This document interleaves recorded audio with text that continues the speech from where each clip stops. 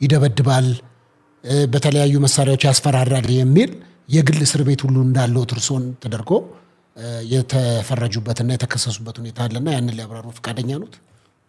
የተከሰሱት የሚለውን አንሳ። ያው ክስ ነው የቀረበበት። ማን ነው የከሰሰኝ? በሚዲያ በሶሻል ሚዲያ ጀዋር ናቸው የከሰሱት። ክስ ነው እንደዚህ? ያው ክስ ነው ማለት ምን ማለት? በሶሻል ሚዲያ ላይ ያው ክስ እኮ ነው ያነሱት። ክስ አይደለም ፌስቡክ ላይ ነው እኮ። ፌስቡክ ላይ ፌስቡክ ማለት ምንድነው ታውቃለህ? ነገ ትርጉም አለው። እሺ ፌስቡክ ሁለት አይነት ትርጉም አለው። በአግባቡ ከተጠቀምክበት ፌስቡክ ነው። ፌስቡክ ማለት ፌስቡክ ይሄ መጽሐፍ ማለት ነው። በአግባቡ ከተጠቀምክበት በአግባቡ ካልተጠቀምክበት ግን ፌስቡክ ነው። ፌስቡክ ምሸት ጥነባ ፌስቡክ ነው። አሁን እሱ ምንም በማናቅበት ዘመን ፌስቡክም ምንም በሀገራችን ላይ ባልነበረ ጊዜ በደንብ ባልሰለጠንበት ዘመን የሱን ፌስቡክ በመከተል ስንቶቹ እንደ ባህር ዛፍ ቅጠል ረግፈዋል።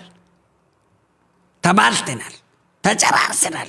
በዛ ውጣ አቃጥል፣ በዚህ ውጣ ፍረስ፣ በዛ ውስጥ እንደዚህ አድርግ፣ ግደል፣ ቁረጥ፣ ቀጥል፣ አድቅ የሚል ነበረ። በሱ ብቻ ነበረ ፌስቡክ ይታመር ነበር። የጎበዝ አለቃ ስለነበረ አንጃ በራንጃ ስለነበረ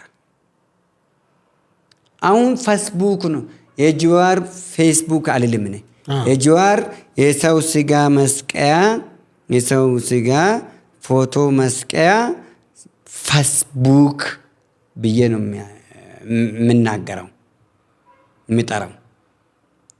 እንኳን እኔን መሪዎችንም እንኳን እኔ ህብረት ስራ ማህበር የሚያክል ትልቅ ነገር የሚመራ ቀርቶ ጉሊት ላይ የሚሸጥ ጀዋር እኮ ቡና የምታፈላ ሴትን እኮ ቡና እንኳን ከምታፈላ ላይ አስነስቶ እኮ አስወልዷት የከዳ ሰው እኮ ነው።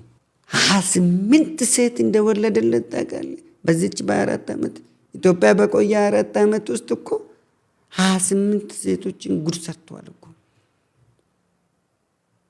ከባድ እኮ ነው እሱ ያደረሰብን ጉዳት። ሀገራችን ውርደት ውስጥ ነው የጥሎብን ሄደ። 28 ሴት ነው የወለደለት። ከአቶ ጀዋር መሐመድ የወለዱት የሀገራችን ጣቢቡ ሰለሞን እኮ ነው።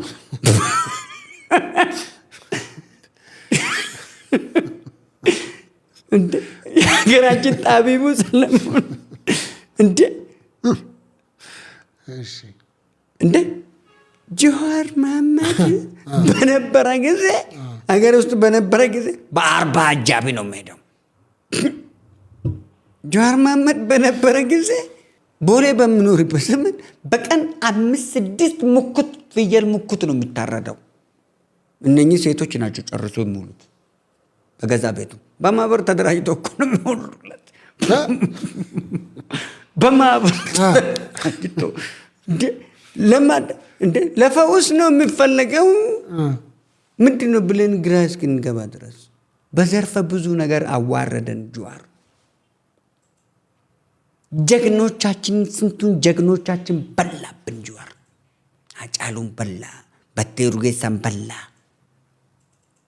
ስንቱን ጫካ የሚዋጉትን አባላቸው እርስ በርሳችሁ። አሁን ኦሮሚያ ውስጥ ያለ በአሁኑ ሰዓት ላይ ኦሮሚያ ውስጥ ያለ ሸኔን የሚመራው ጀዋርና ዘመነ ካሳይ ናቸው በበላይነት የሚመሩት።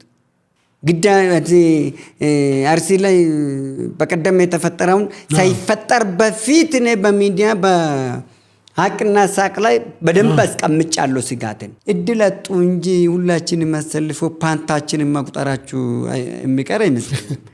ፓንትና ካልሲ ነው የቀራቸው። ጃኬት ከገመቱ፣ ጫማን ከገመቱ፣ ሰዓት ከገመቱ የሚቀራቸው ፓንት ነው። ቀጥሎ ካልሲ ነው። እሱን ደግሞ የኔን ይገምቱ ሰጣቸዋለሁ። ጥሩ ሰምተዋል በደንብ በሚገባ